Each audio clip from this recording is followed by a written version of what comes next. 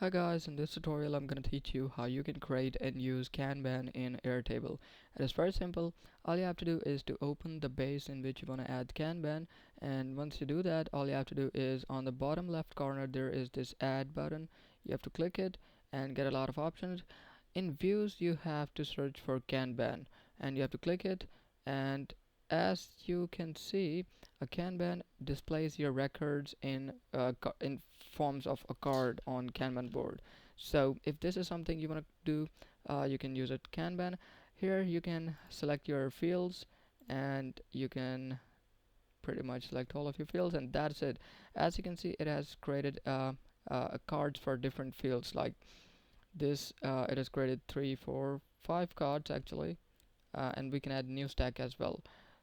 We can add new stack and we can add its information as well. So in this way you can use Kanban to create cards and organize your information in different cards. So this is how you create and use Kanban in Airtable. I hope this tutorial was helpful. We'll see you on the next one. Thanks.